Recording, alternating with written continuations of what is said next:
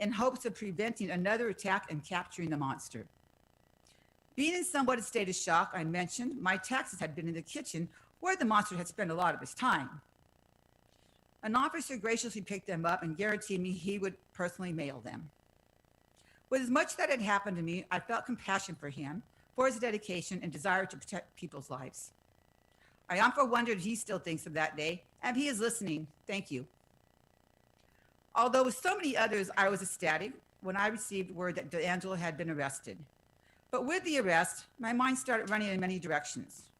So many memories returned, with thoughts of what my future would entail, along with concerns from my family and friends and how they would deal with this continuing nightmare. Wanting to cooperate with all the legal proceedings that would be requested from me, I realized people who I had not told would learn of this heinous crime I had gone through. For 40 years, I lived with this nightmare, as so many of the other victims had. I always refused to accept pity or sympathy from anyone. I do suggest to anyone who is a victim of a heinous crime, utilize the resources available to you. Accept the love and support of your family and friends, and never be ashamed. The greatest achievement I have had thus far in my life is my son, a fantastic, loving, and productive, successful young man, now 26 years old. As a mother, I did my best to always shield him from unnecessary pain. But after the capture, I had to tell my son a horrific event in my life.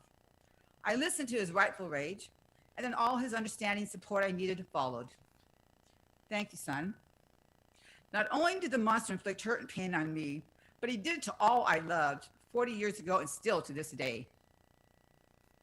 I had just begun a career with the state of California and was taking night classes at a nearby college.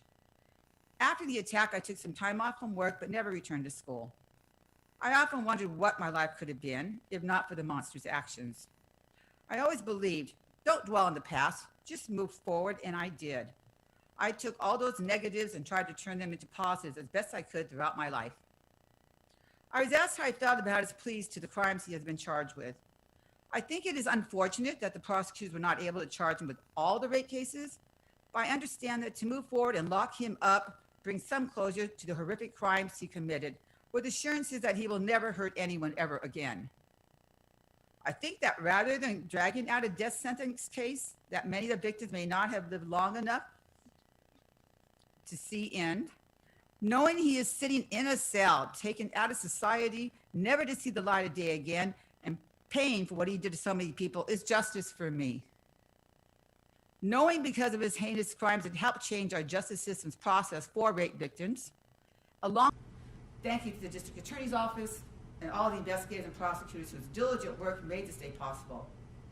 The staff from the Victim Advocacy Program were beyond helpful in assisting me throughout these past few years. Thank you to the judges, policemen, whose lives have been scarred having to deal with this horrific monster.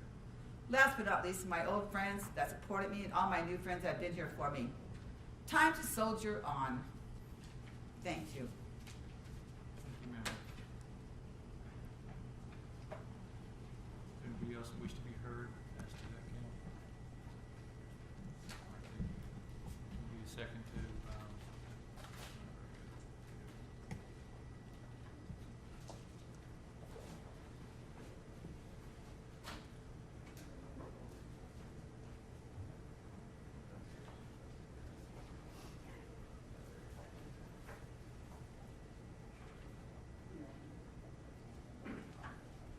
Mr. Ho, I understand also that of the victims that were scheduled at the very end of the day, that's going to have to be rescheduled. Yes, Your Honor, unfortunately, there was an illness in the family, and so that will have to be rescheduled. All right, thank you.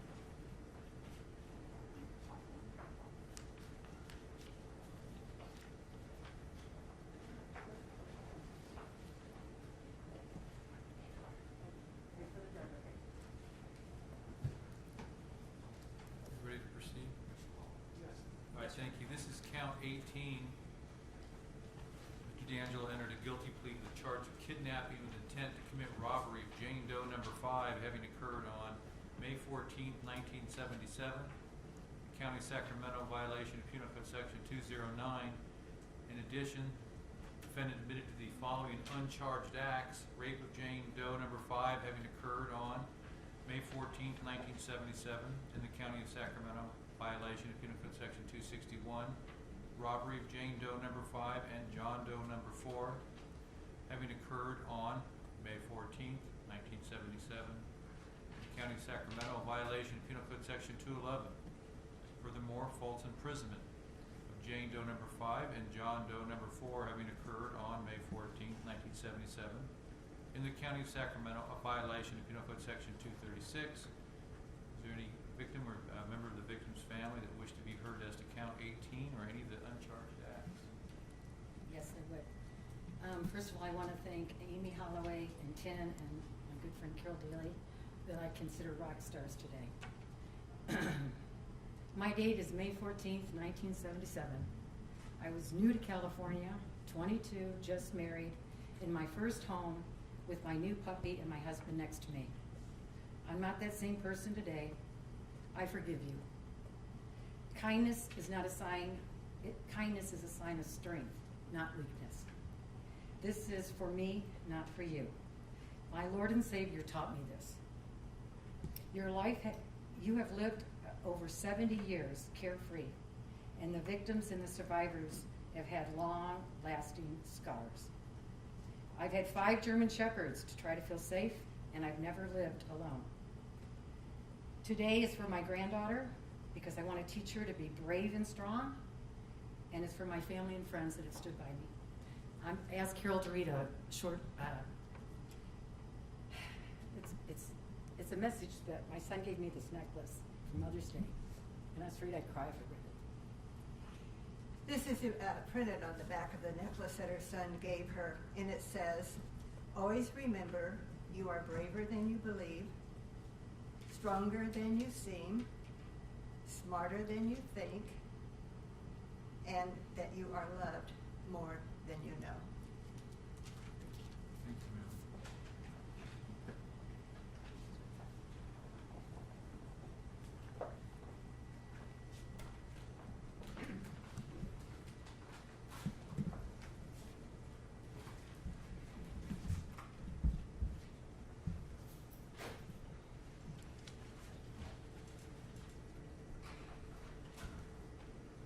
We'll proceed to the next uncharged acts. The defendant admitted uncharged acts as follows. Burglary in the first degree, Jane Doe number 35, having occurred on December 2nd, 1977, in the County of Sacramento, violation of Penal Code Section 459. Attempted rape of Jane Doe number 35, having occurred on December 2nd, 1977, in the County of Sacramento, violation of Penal Code Section 664/261. My understanding is we have a member from the victim advocate wishes to read a letter. Go ahead.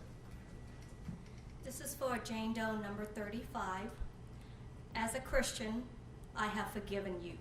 I hope he will ask the Lord to forgive him and be sincere about it. Jane Doe number 35. Thank you very much. Before we proceed, looks like the next one is count 22. On that matter, it's a charge of kidnapping with intent to commit robbery, Jane Doe number 9, that having occurred on October 21st, 1977 in the County of Sacramento, violation of Penal Code Section 209. In addition, the defendant admitted the following uncharged acts. Rape of Jane Doe number 9 having occurred October 21st, 1977 in the County of Sacramento, a violation of Penal Code Section 261. Robbery of Jane Doe number 5 and John Doe number 8 having occurred on October 21st, 1977 in the County of Sacramento, a violation of Penal Code Section 211. False imprisonment of Jane Doe number 9 and John Doe number 8 having occurred on October 21st, 1977 in the County of Sacramento. Violation of Penal Code Section 236. Looks like the people would know for the record that Jane Doe number 5 has suffered a stroke. Do you wish to be heard?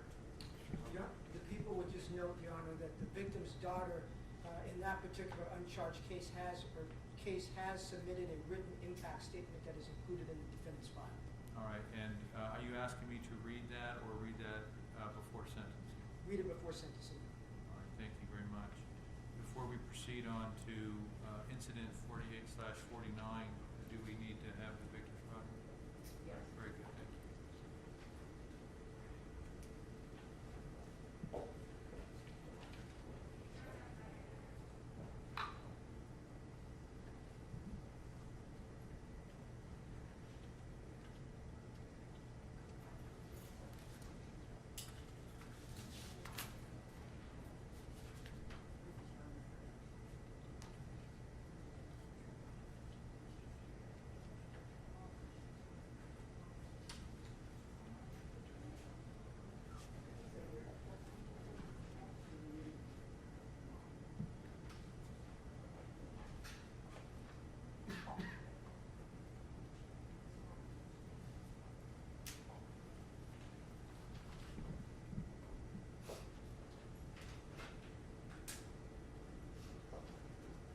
You ready to proceed? Thank you. The defendant admitted to the following uncharged acts: kidnapping with intent to commit robbery of Jane Doe, number 32, having occurred on October 29th, 1977 in the county of Sacramento. Violation of Penal Code Section 209. Rape Jane Doe, number 32, having occurred on October 29th, 1977 in the county of Sacramento. Violation of Penal Code Section 261.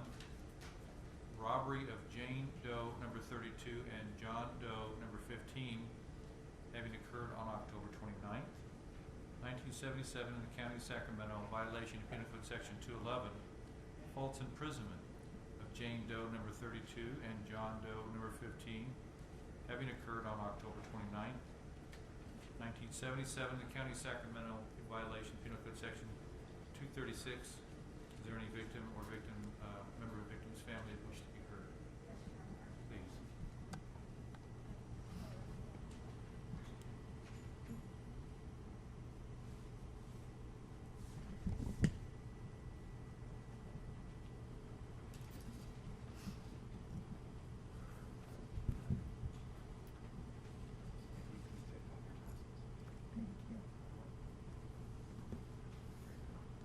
Good afternoon, Your Honor. Good afternoon, ma'am. I am the mother of Debbie Strauss Papato. She was the 26th victim of this monster. On October 29th, 1977, in the dead of night, an uninvited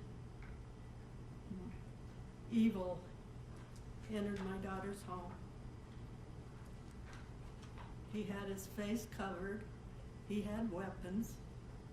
He had a gun, a knife, a bright flashlight that he blinded the unsuspecting victims, along with the supply of shoelaces, intended to further render his victims incapacitated.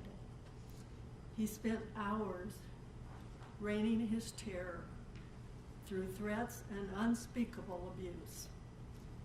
He would have his victims shaking in fright. He would leave his victim shaking in fright while he went to the kitchen to eat, only to return, and then the abuse and vileness started all over again. As a mother, well, first, this experience changed her life and the family's life forever. As a mother, I have often thought how aggrieved this monster's mother must be. After all mothers want to be proud of their children. Many years passed without much hope of finding out who this monster was, without much hope. This thanks to the diligence of our law enforcement and to the competency of the district attorneys involved in this case, this monster was outsmarted. Today is a day of celebration and a day of healing. Although my daughter passed away in 2016, she was a survivor. She demonstrated her characteristics by being kind, loving, and caring for people who were less fortunate.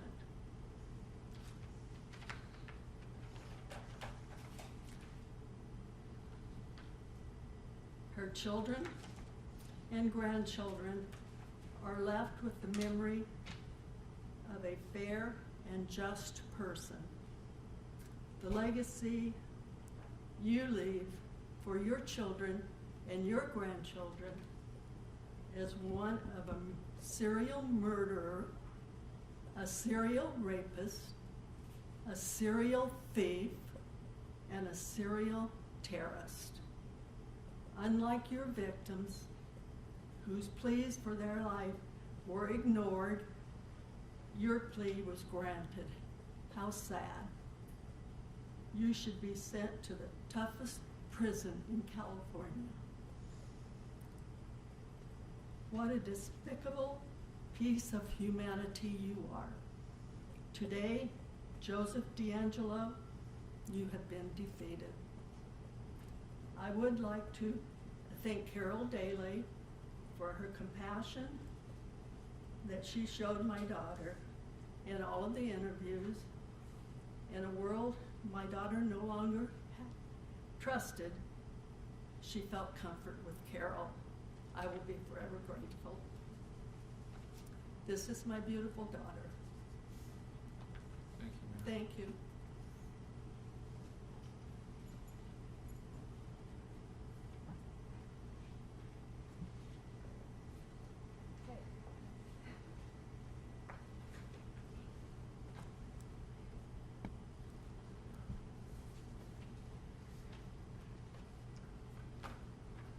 Just bear with me. Good afternoon, Your Honor, counsel, investigators, fellow victims and survivors.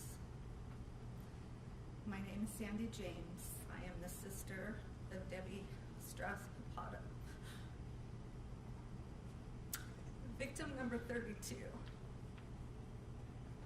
I'm here today on behalf of my deceased sister, family, and myself. I would like to offer sincere gratitude to the many people involved in capturing and bringing this man to justice.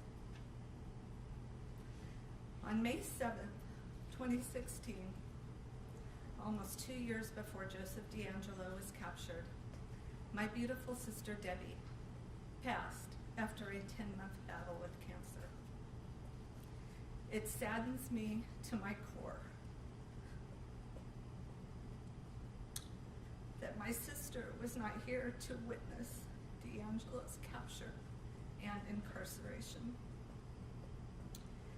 After many decades of suffering, witnessing his capture, meeting so many other victims and survivors would have been incredibly healing for Debbie. Instead, she went to her grave, still haunted by the evil monster that invaded her life. DeAngelo's arrest brought about much pain and emotion, as if it were happening all over again. Although I'm happy for his arrest, I've begun a whole new cycle of grieving for my sister.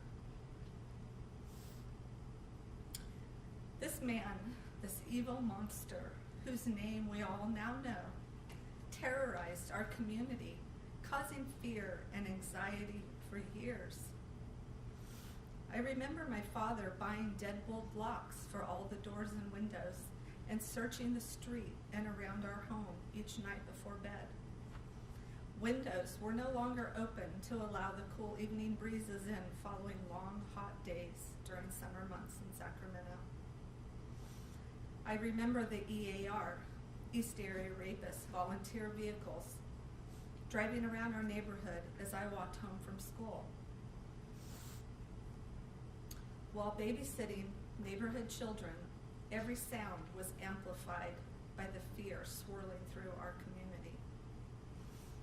Our German Shepherd Haas became my after-school companion, always by my side. We were living in a horror movie every day.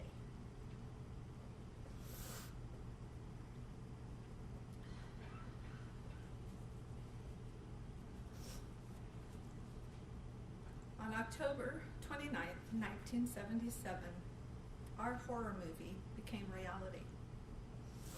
Before this day, JJD, the evil monster, had stalked my sister for weeks, if not months. I believe he entered her first home, where he stole a couple items, increasing an already fearful time. My sister and her husband, newly married, had just bought a new house and moved into their new home, the first in their cul-de-sac. This evil monster entered their home while they were away, leaving him several options for re-entering later.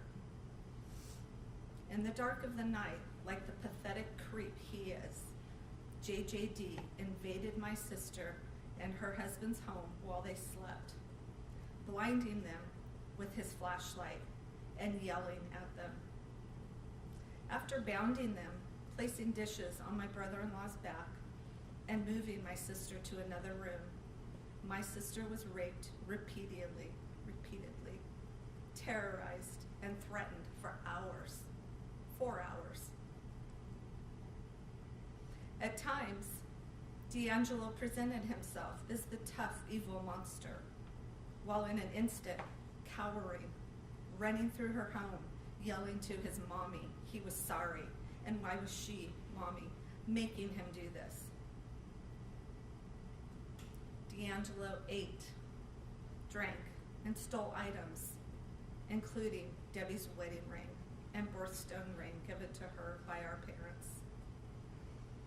A year after the brutal attack, Debbie began getting phone calls with heavy breathing and evil threats, reigniting her worst fears. The day after the attack, the morning, I awoke to voices, my sister and my brother-in-law at the time, my mom, my dad. Instantly, I knew something was terribly wrong. As I slowly made my way toward their voices, I was horrified by what I saw. My sister was white as a ghost. Her wrists and ankles were red and swollen. Her eyes, too, red and swollen. Her body covered in black fingerprint dust. An image that continues to haunt me. After 4 hours of being tightly bound, Debbie experienced numbness for months in her hands. I was 16 at the time. This was in the 70s, a different time. We didn't really talk about these things. High school for me was a difficult time. The thing DeAngelo stole that night, never to be restored, was my sister, my only sibling, and who she was before this horrific night. DeAngelo stole Debbie's sense of safety, feeling secure, and her happy, free spirit. My sister, Debbie, was never the same. As Debbie tried to recover from her worst nightmare come true, she struggled with her sense of self. Her relationship suffered. Debbie lived with constant fear, always wondering, was he living nearby? Was he in her grocery store? Was he at the concert, the theme park, parties, the movie theater? Where was this monster? Debbie worried the monster was coming for our mom and myself. He had threatened to the night he invaded her life. When the neighbor living behind my parents and my home was robbed with only a single ring stolen, Debbie felt it was a message that my mom and I were next. This invasion from this evil monster affected our whole family in horrifying ways. My parents, myself, Debbie's children, my children, aunts, uncles, cousins, friends, but none as severely as my dear sister for the torture she endured physically and mentally. DeAngelo's actions are so far-reaching, and no punishment 40 plus years later will be enough to rectify the harm he has caused for our family and so many more. I always found myself looking into the faces of men through the years and wondering, could that be him? Thinking about the many sketches that had been drawn. Does that guy look like him? Around 2002, my 3 daughters were on a swim team. We had practices every day. We also had a man I had been noticing walking through our community on the roads constantly, clearly homeless. He had this look about him, and he reminded me of one of the sketches in particular. I was worried that it could be him. When I saw this man, I would look at him carefully and think, is he the right age? Could this possibly be this man? One day, when I arrived at swim practice with my daughters, this man was sitting poolside, watching the children. It startled me unbelievably, and I went to the head coach and I spoke to her and told her there was an uninvited man who I was worried about watching the children. We did call the authorities, and they did come. It wasn't DeAngelo, but I feared it was. This is how it affected our whole lives. Constantly wondering, is this him? Who is this man? Where is he? Is it coming back?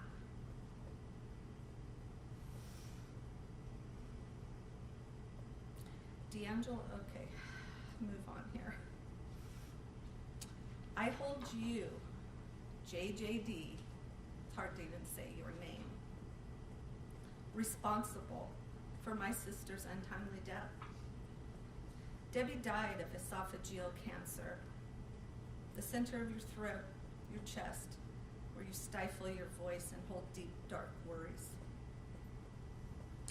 Through the years, paranoia set in for Debbie, controlling her thoughts. Imagine never feeling a sense of safety and peace. Your thoughts continually haunting you and chipping away at your soul and your happiness. Her relationships suffered. Just know that, as awful as it sounds, Debbie did rise above in many forms. She had 4 beautiful children, 2 granddaughters, who were the light of her life, and she loved fiercely.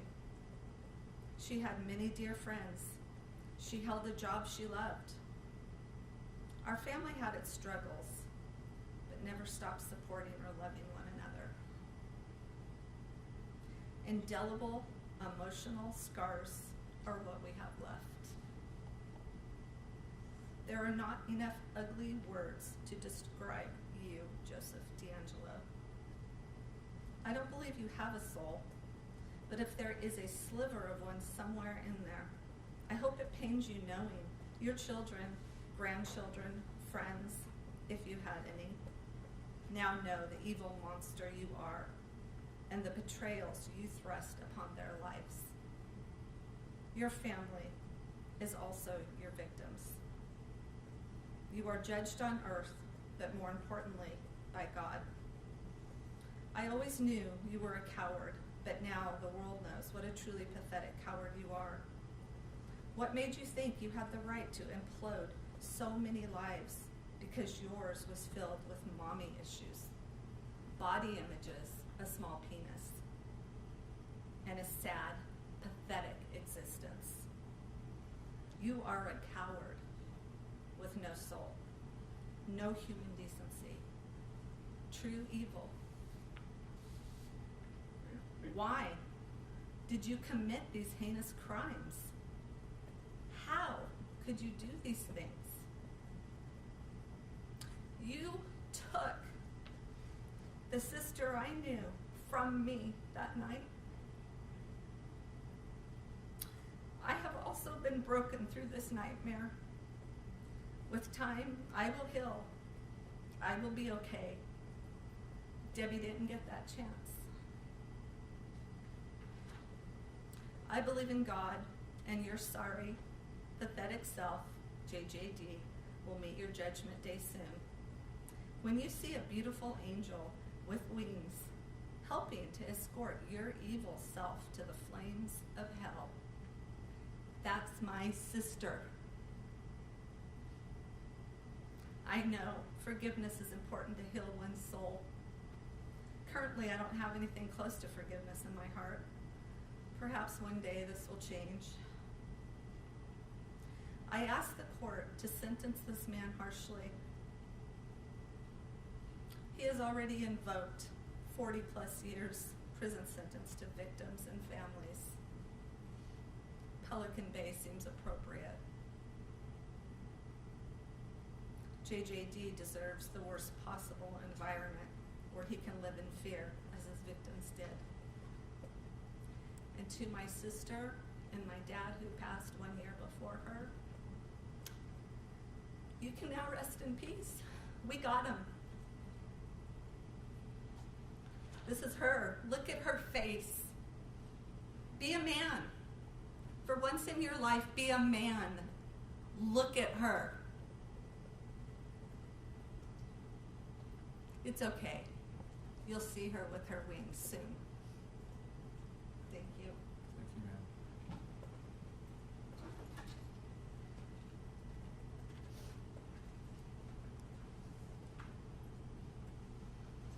That was tough. I'm Irma Nordine, and I am Debbie Strauss's sister, or aunt. She was like a sister to me. She was 9 years old. I was 9 years old when she was born, and they lived with us while her father served in Japan. And so she became a little sister to me. When Debbie called me the day after the rape happened, we talked a lot. I went to her immediately, and her voice was so shaky, and understandably her emotions were all over the place. But there was one thing that she asked of me, and that was, please don't tell Grandma and Grandpa. She was very close to her grandparents. But today, I'm looking evil in the face. Yet the sentence imposed on you is a mere pittance of the sentence you imposed on my niece. Her prison had no bars, yet her prison cell in which she lived out her life was at times more restrictive than the one in which you will live out your sorry, miserable life. You exerted power over her and made her fear you. You no longer have any power. You were just an ordinary coward. You used a gun and a knife, a flashlight, and shoelaces, which seems so simple. But you used them under darkness of night, and you overpowered before you could become overpowered yourself. How pathetic to use your training as a peace officer to take advantage of good people and commit such crimes. Many people have wondered, why would one do such shameful deeds? That question remains unanswered. Jesus said, for what comes out of a man comes from his heart. That is what makes him unclean. You, Joseph DeAngelo, are unclean. Since you have no remorse, you shall remain unclean. Today is about us, though, not about you, because goodness and light has overcome your evilness and darkness. You are powerless and insignificant. You are a mere speck in this room filled with brightness and goodness. You will never, ever cast a shadow of hatred or rain terror again. It is indeed a good day. Thank you, Your Honor. Thank you, ma'am.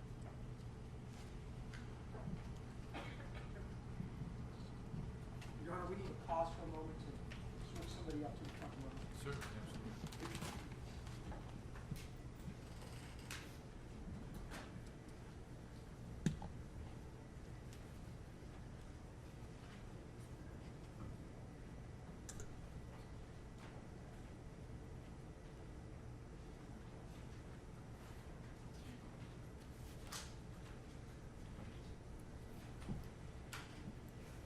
Whenever you're ready, take your time. My name is Courtney Strauss. I am Debbie and Robert Strauss's daughter. My mother, Debbie Strauss, and father, Robert Strauss, were the 26 victims of this evil man. I was born 3 years after this brutal attack. I grew up in a house where my parents hardly ever got along. I can remember when I was 3 years old, them fighting from different rooms and telling me to go to tell my mother or father what they had to say. When I was 6 years old, my father stuck a gun in his mouth and told me to go tell my mother if she didn't stop yelling that he was going to kill himself. I'm losing my place, sorry. My mother would have bouts of depression and never leave her room for a week at a time. Things that would happen, like a child cutting their hair, would end up in an all-out breakdown. My mother would get up several times a night to check the locks and look in on us and stick her finger under our noses to make sure we were still breathing. I don't believe my mother had much sleep since her rape happened. She was always looking over her shoulder. She always believed someone was watching her. There was always some invisible boogeyman who we did not know. I never understood why any of this happened. Was it my fault? Was it something I did? When I was 10 years old, my parents divorced.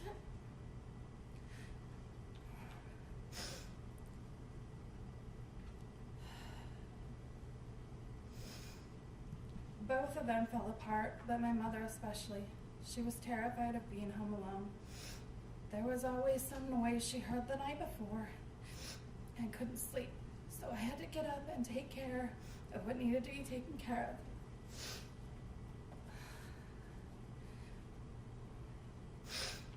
I had to take care of disciplining my brother and sister because she had no will to do so anymore. When I started developing and turning into a woman, every time I would leave the house, there was always a comment on what I was wearing. It was either too tight, too low cut, too revealing, and I was going to be raped.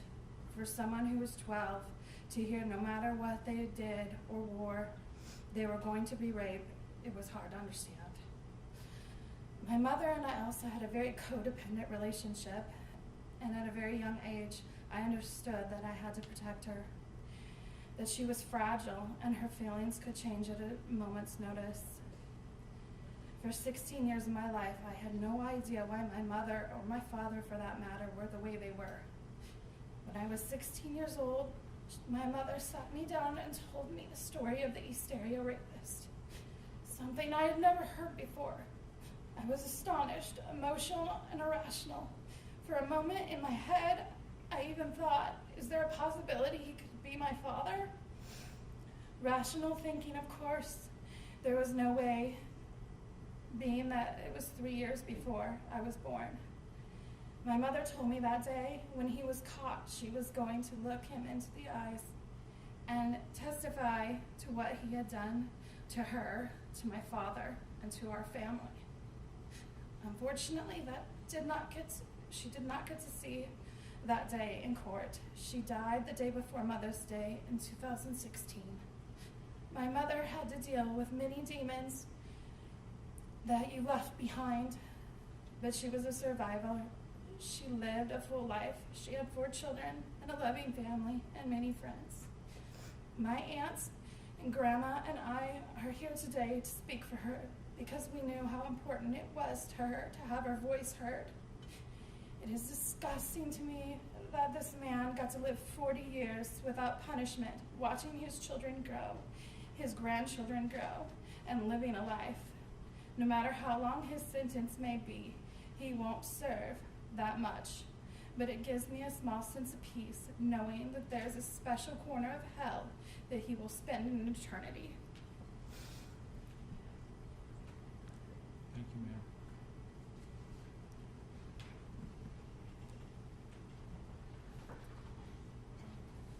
Robert Strauss, John Doe, number 15.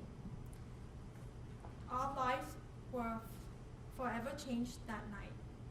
We were newlywed. She was a shy, naive 22-year-old that up until that night felt safe with me. Never again would she feel safe with me or anybody else. She lived in a total fear of your return. She blamed me for failing her. I loved her more than anybody before her, mother, father, sister, or brothers. The guilt I felt crushed me. I couldn't do anything to help her, so I enabled her destructive behavior. It affected our life and our children and our extended family. I lost the love of my life and believe the rape contributed to her ultimate demise from stomach cancer.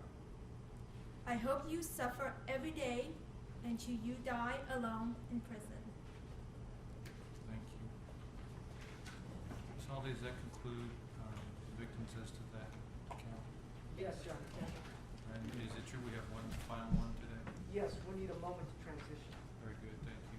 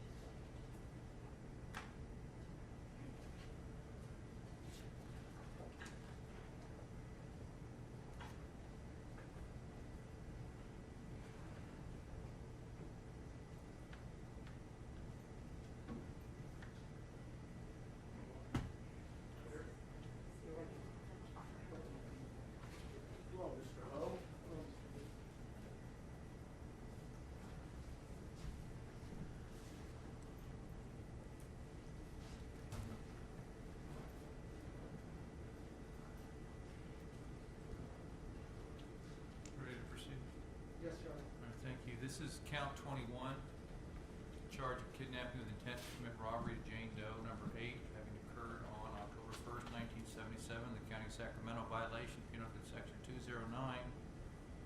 In addition, defendants admitted to the following uncharged acts: rape of Jane Doe number 8, having occurred on October 1st, 1977, in the County of Sacramento, violation Penal Code Section 261.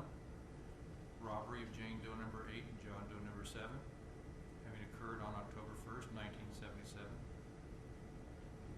In the County of Sacramento, violation Penal Code Section 211, and false imprisonment, Jane Doe number 8 and John Doe number 7, having occurred October 1st, 1977. In the County of Sacramento, violation Penal Code Section 236. Any victim or victim's family member that wish to be heard at this time?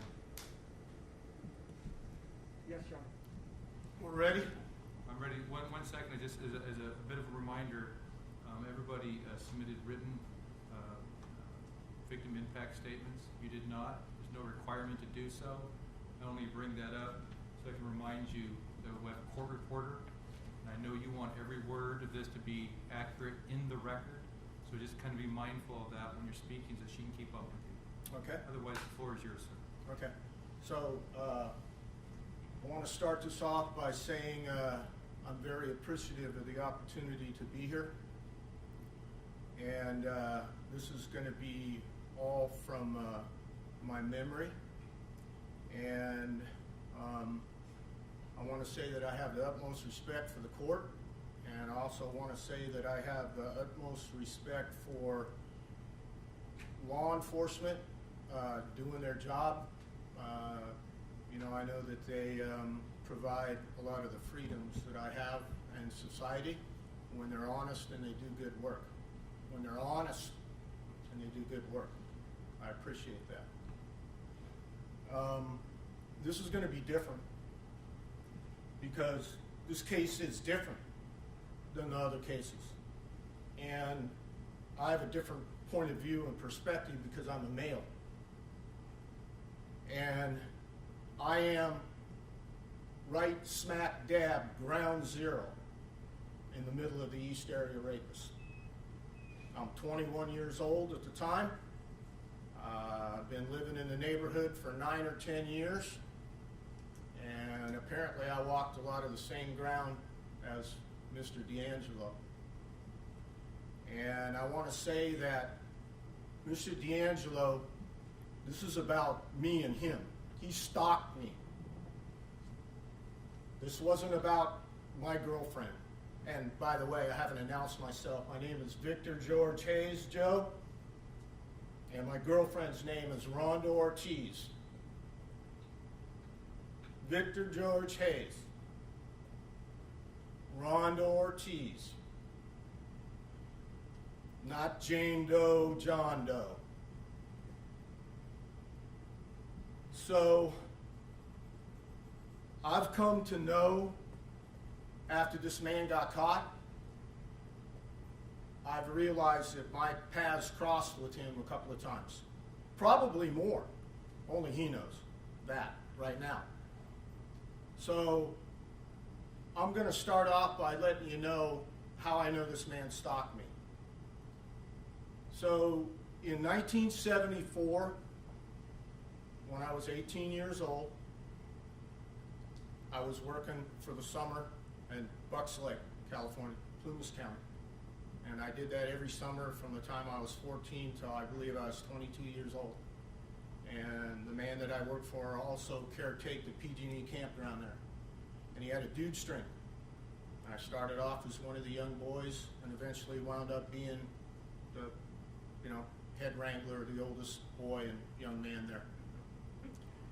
So there was an incident, and I believe it was in 1974, when I was 18 years old, where we had an event, a thing that we provided. Instead of go on the hourly horse rides, we did this thing that we called the Moonlight Ride, to where we went out, rode out 45 minutes to a camp spot, barbecued hot dogs, drank soda, ate chips, and came back right at dusk.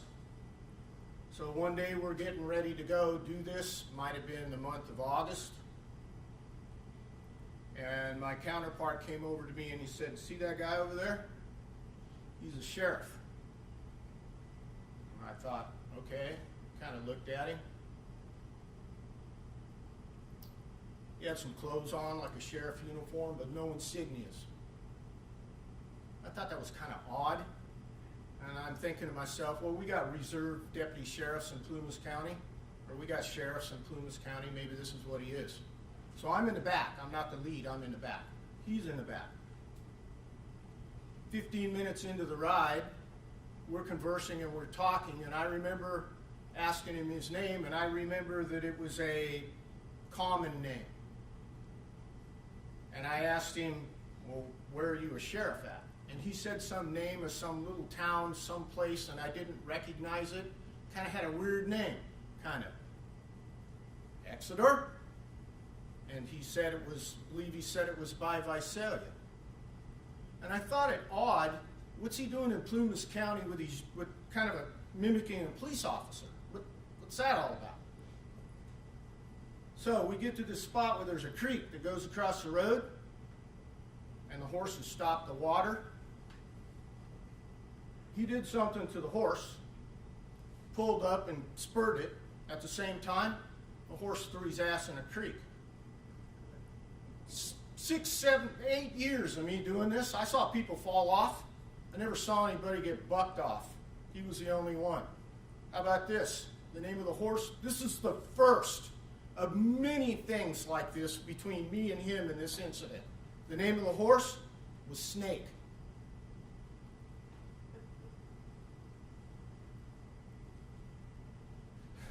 So now here's the second time. So probably about 6 months before he came into my house, before I'd actually rented the place that he visited, I was at a liquor store next to the Lucky Store on La Riviera Drive in Glenbrook, new part of Glenbrook. And I was in my transportation car. I have a 67 Chevelle, a black 67 Chevelle, remember that? Very vocal in the everybody sees it in the neighborhood, they know me driving around. But I'm in my transportation car. This makes me feel old when I say this. It's a 1953 Chevrolet, 4-door, had a visor on it, 6-cylinder in it. It was my transportation car. So I'm in front of the liquor store and I got the family dog with me. And I'm out in front, I'd already been in, and I'm out in front. I wasn't buying liquor, I don't smoke, I don't know what I was there for, I'd been there to buy a magazine. Up comes this guy. And he walks by the dog. And he acts like he's going to kick the dog. Good dog, smart dog, good judge of character. Not a mean dog, not a biting dog per se. But I told the dog, if that guy kicks you, bite him. He didn't like that. He got nasty. We had words. I thought we were going to throw blows. He went in the store. I didn't run off. I stayed. He came out. I went to the car to like their back seat or whatever. I had a bat back there to make it handy. He's bigger than me, older than me. He wouldn't let it go. He was pissed off. I apologized to him. I backed down. I told him I'm sorry. He started walking to his car. Some kind of a Dodge vehicle, 2-door hardtop, dark in color, kind of a semi-quasi, maybe hot rod or whatever, but I would like consider it maybe a geek hot rod. So I wrote the license plate down on a piece of paper and put it in the ashtray. And I remember thinking, is this the guy that's going around in the neighborhood breaking in and raping people? I remember thinking that because it's been going on for about a year. So, now I know this, but I didn't know it at the time. And I had to think about this after he got caught. So, I feel that when he came into my house, I know that he was watching and he knew that my girlfriend was there, but she didn't live there. So I feel that it was kind of like he was there she was there at kind of at the wrong time. So he did all of the normal things, all the things that you hear him say that he did at all these other break-ins, he did. And one thing, there wasn't much talking going, there wasn't any talking going on between me and him, because I kept my mouth shut because I didn't want to instigate him or aggravate him. But he did say one thing to me. He was only at my house for about 30 minutes because he got ran off. He got interrupted because a couple of friends of mine knocked on the door and scared him off. So he wasn't done. I don't know what he was going to do. He let my dog off its chain and it was in the house. I later learned that he don't like dogs and he bludgeons them to death, so he's probably going to kill my dog. What else he was going to do, I'm not quite sure. I never really feared for my life because he doesn't scare me or intimidate me in that way. I want to tell you about one thing that he did. He told me that he was going to party with Sharon. Put the gun to my face, pulled the hammer back, and said, I'm going to party with Sharon. That would be my mom. Right then and there, I knew that this guy had investigated me, stalked me, knew about me, put effort into it. So now I want to tell you what happened later.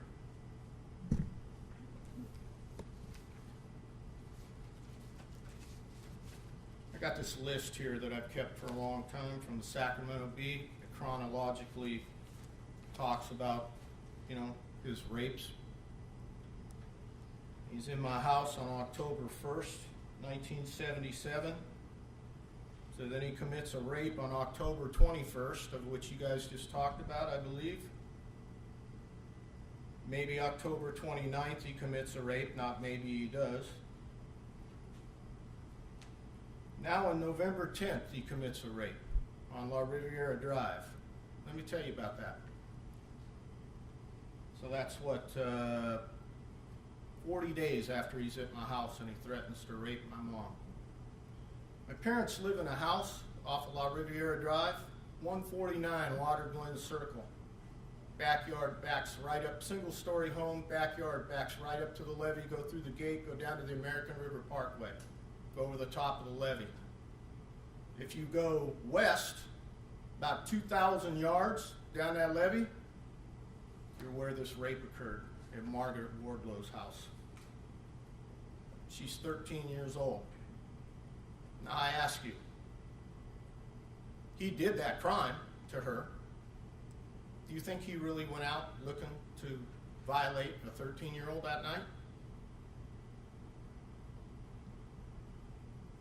I think he's snooping around my parents' house. I think he had the full intent of coming in to my parents' house. So, changing the subject here a little bit. I want to talk about what the Sacramento County Sheriff's Office did to me, how they treated me. So, I want to tell you that when they responded to my house, this was completely on the down low. No sirens. Everybody came in an individual vehicle. 3 female detectives and 1 male detective. That's it. That's all that came. The male detective showing up first. Then the female detective, who I've heard her name mentioned already, who consoled my girlfriend at the time. And then 2 forensic female detectives, 1 white, 1 black, showed up at my house.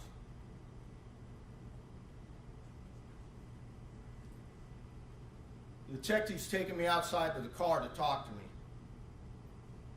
He just wants to know, do I know who this person is?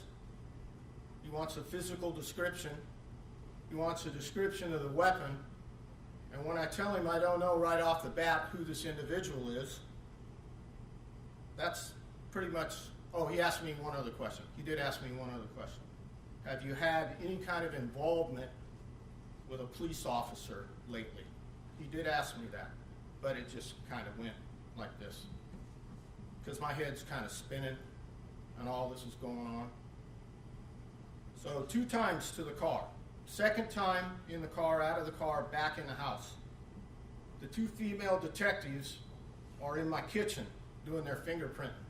Now you could ask me, out of all this event right here, what would be the one event that left the biggest impression on you or traumatized you the most? And I'm going to tell you what it was. Those 2 female detectives were laughing in my kitchen at 2:45 or 3 o'clock a.m. Laughing. That hurts bad. I've carried that around my whole life. Every time I think about this, I think about that. Not what he did. And he did nasty, heinous things. He violated my 17-and-a-half-year-old girlfriend. She's a nice girl. You've traumatized her, Joe, so bad, she's disappeared. I don't know where she is. She can't face this. You've profoundly affected her life. You defiled and violated her. She's soft, smells good, sweet, honest, caring, loving person. Terrible, man. You should be ashamed of yourself.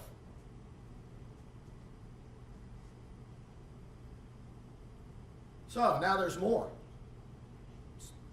So now I get asked to go to the sheriff's station on Monday, both of us, to give samples, forensic samples, hair samples for the rape kit, I imagine. So we go down there. I go upstairs. There's a sergeant behind a desk. You got him expecting you. He's fiddle-faddling around. I say, Sarge. I don't know if he's a sergeant or not, but I say, Sarge. I say, look, I'm not real happy with your detectives that were at my house Saturday morning. They were laughing. You think this unprofessionalism may have something to do with the fact that you can't catch this guy? He got red in the face. He stood up, put his finger in my chest.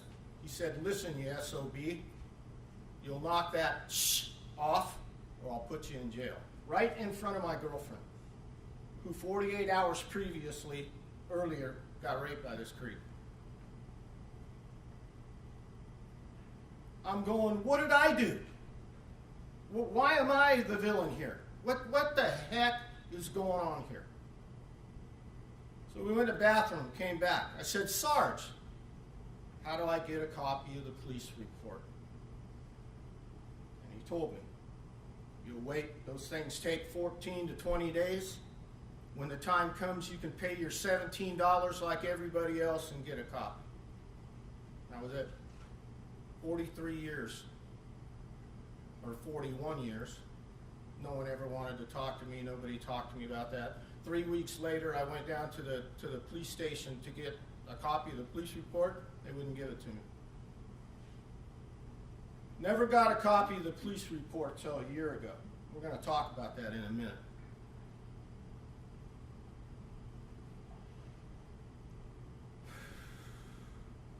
So, I want to tell you what makes this guy the worst of the worst. We're already hearing this testimony. You know, we already know all these heinous things that he's done. It's despicable. It's immature. It's disgusting. But I'll tell you what makes him the worst of the worst. He's a public servant. He's a police officer. He put his hand on a book and swore to uphold the law and swore to be an officer and a gentleman.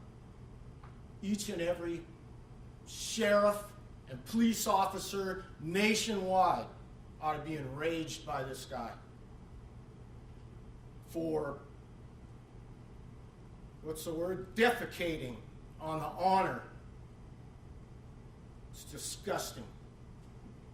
It's cowardly to have to sneak around in the middle of the night, like I heard one of these other ladies say a few minutes ago. You use the tools afforded by me, the public, to help you do your job, and you turned them on me. You can't be a man and do it like a man. You know all those Western magazines that you read? Frontier Times and True West? I know you read them. I know you know about all those outlaws. I do too. You can't pull their jockstrap. You're violating women. You're not robbing banks. You're not being a man. Weak, Joe.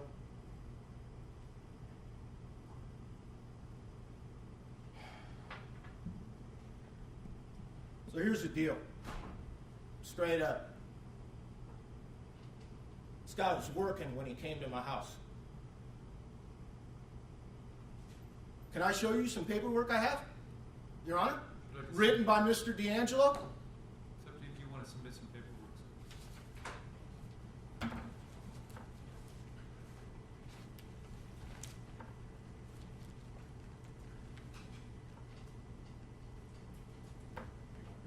Yeah, I want the judge to have that, and I'll explain to him what it is. I want it back, obviously. Yeah, I want it returned, please.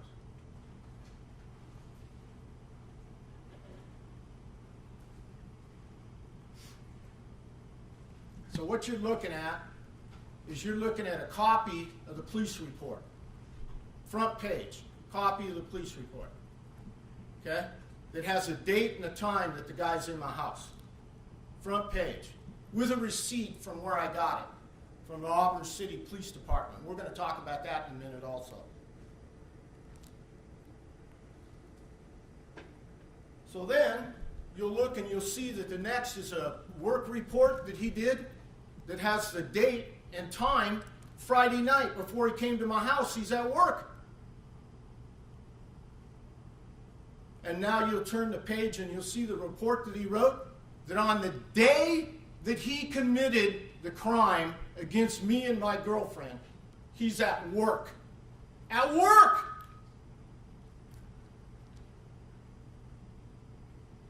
That's just how casual this is for this guy. So, I've already seen people testify. I've seen his former boss who he threatened to kill for firing him, and nothing was done about that.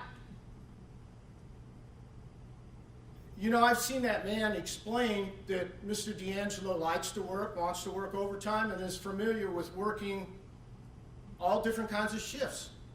So you might ask me, well, Vic, you're in Sacramento, he's in Auburn. I live right up, very easy to get on either on Highway 50 or go up Watt Avenue and get on Highway 80.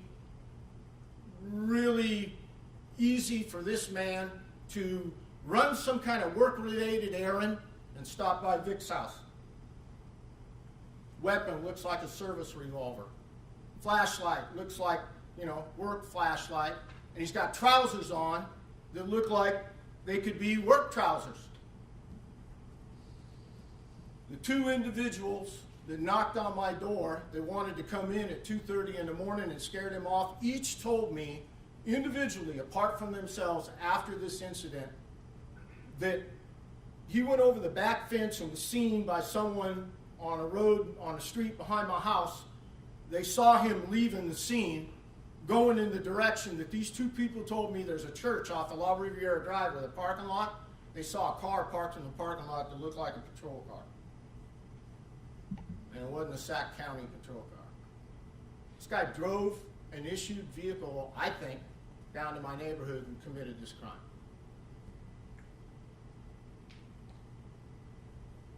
Yet, what are we doing about that? I can't get any answers about this right here. No one wants to speak on this. No one wants to go there. Just kind of like on the down low, let's let this go by. I have the right to know. He's a public servant. So now I want to tell you about getting that paperwork right there. That paperwork was denied for 16 months that it existed by the Auburn City Police Department.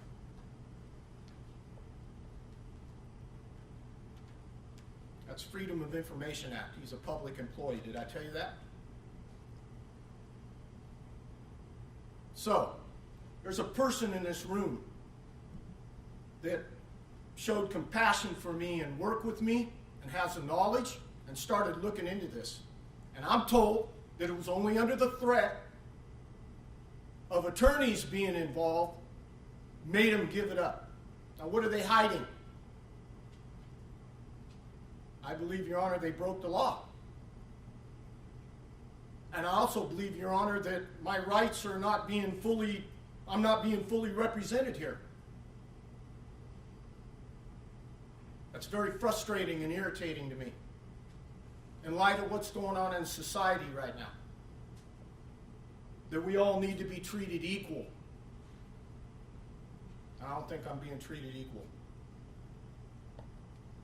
Very frustrating. No accountability. Nobody knows nothing. Nobody wants to look into this. Look, man, I'm just going to say it. Like everybody feels out there on the street that's watching this. It's a full-blown joke that this guy could work for 3 years and nobody knows anything.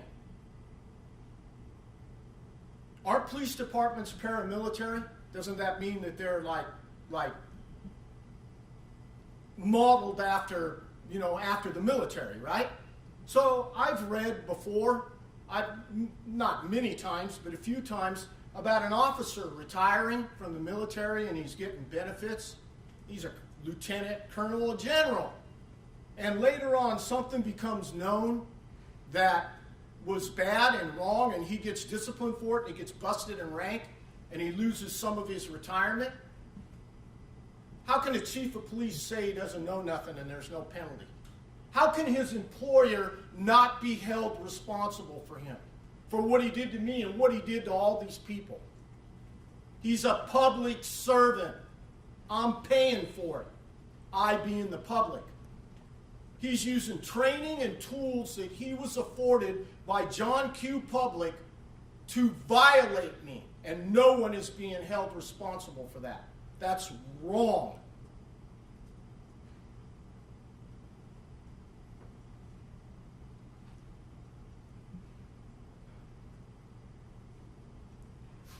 Now I want to talk to you about, respectfully, sir, about this process right here.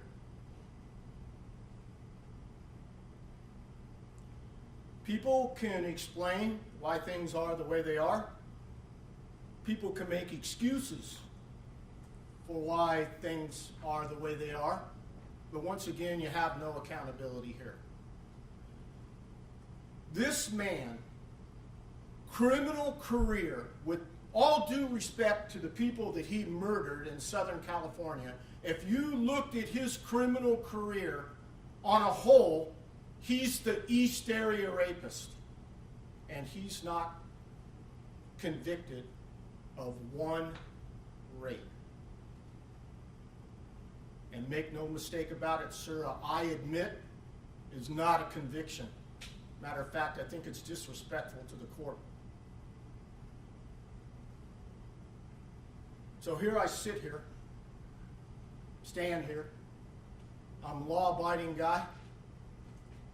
I'm watching all this go around, and I'm going to ask you, what did you do for me? What did you do for me in this matter? It doesn't matter, sir, that he has 26, and I didn't even ask you this, and I don't know if you'll explain this to me. I got ahead of myself. What time is he doing for the charges in case 21? Can you tell me what you're giving him for kidnapping with the intent to commit robbery, what is he getting time-wise? I refer you to the district attorney's office. They'll tell you it's very complicated because it's 1970s law, 1980s law, of what's concurrent and what's consecutive, so I'd refer you to Mr. Ho. But have we figured that out yet? Yes, and I'll be announcing it Friday. And I will hear that on Friday? Yes, sir. And see, I got an issue with that too. Not with what you just said, but with the charges. Seems to me that's, and again, here we go. Who's responsible for this? Make no mistake about this. No mistake about this. There was no kidnapping with the intent to commit robbery. It was kidnapping with the intent to commit felonious rape by a public servant who happens to be employed as a peace officer. That's what it was. So now, here I am. You put me in this situation right here. You put me in a bad light, maybe, because people are going to say, well, he got 26 consecutive life sentences. That's not how that's supposed to work. One crime is not supposed to trump another crime. I sat in a courtroom at his last hearing, and I believe it was Judge White, and I heard him say no crime is too big for trial, for court. We all need to be represented equally. And so I asked you, what have you done for me? And you haven't done anything for me. You've afforded me this opportunity right here to speak. That man is not going to do 1 minute of time more for what he did to me. And I'm sorry, maybe you might not think maybe I'm not a big enough man to accept that, but that's wrong. I'm happy for everybody else. I feel good for everybody else. I'm happy that they got theirs, but Vic didn't get his. And he stalked me. He went after me. So here's something else that I've been asking for and I haven't got a resolution to. And Mr. Ho is aware of this. Where's these time cards? I said from the very beginning, let's lay this to rest. Shut me up. Put it to rest. And no one is going there. No one wants to go there. I'm not a bad guy. I want to know the truth. I want transparency in this matter. Those people up in the Auburn City Police Department lied about that paperwork that you got. They didn't want to divulge that. And I asked them, when I got those copies, I asked the person that gave the copies to me, is there anything else in this matter? And I was told no. But I've been led to believe that there may be more. But nobody's talking about it. So I hope that after this and me voicing this concern to the world, that, maybe we might get some definite, definitive answers on this. Sir, can I ask you a question? Yes, sir. I certainly don't mean to cut you off. And this is your moment to be heard. But I know I'm going to have to give a court reporter a rest here a little bit. And I'm trying to decide when would be a good time to take a break. Do you think you'll be done in the next 10 minutes, or should I take a break now?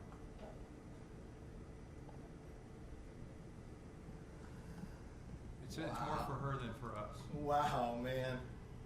I'll go until midnight, but she needs a rest. I'm just asking how you want to do this.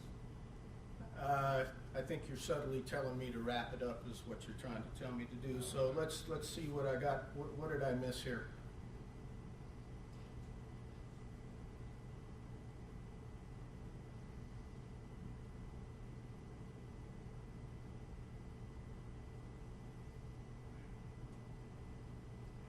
I guess I could talk about this for a very long time because you could tell that I'm very passionate about it and very colorful. And, well, I know what else I wanted to say. I want to say that there's two people that I've never met that I want to address something to. And that would be his former boss, and that would be the man's wife. And I believe that both these people could have put an end to this long, long, long before it got to wherever it was. And because they didn't have the fortitude to do this, they got a lot of people hurt. And they hurt me, and I want them to know that they hurt me by not stepping up to the plate, doing their job, by laying down with them and giving them kids and covering for them. This man sold his house while he was in jail. How is that possible? I can't even sue him because the laws protect police and protect police departments, so I'm told I can't do nothing. He sold his house while he was in jail. Unbelievable. So I just want those people to know that personally for me, they caused me a lot of grief and discomfort. But I want to say that regardless of what you might think, this has not defined me as an individual. I mean, it's changed me, but it's made me tougher. It's made me some other things too. It's made me question authority. But it's not overwhelmed me. I don't have nightmares. I feel bad for all these people and all these women. And, you know, I want to say to Mr. DeAngelo that as a criminal, it's pretty good. And I think he's a highly intelligent individual. And now here's the other main thing that I wanted to say.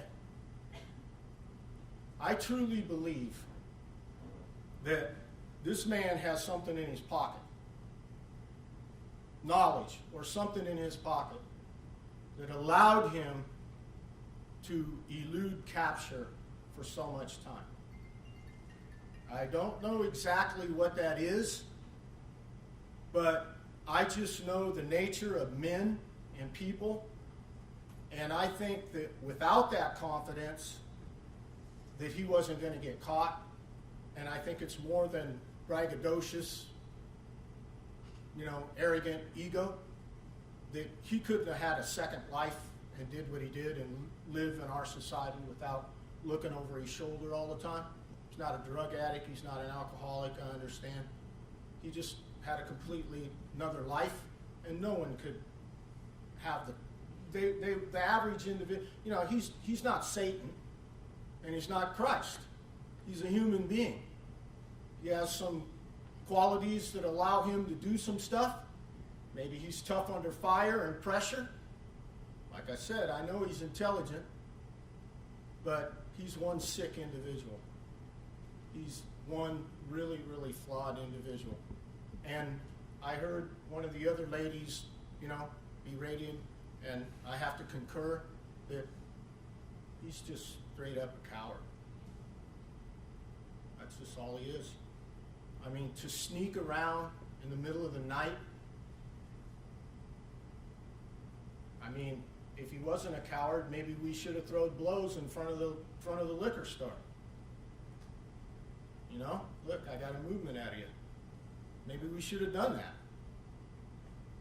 But to sneak around the way that you snuck around, there's just absolutely no criminal honor there, man. Not happening. So now I'll close and I'll say one other thing. I have a few friends here with me, and I'd like to thank them for their support. And now I want to tell you one other thing about this whole thing right here.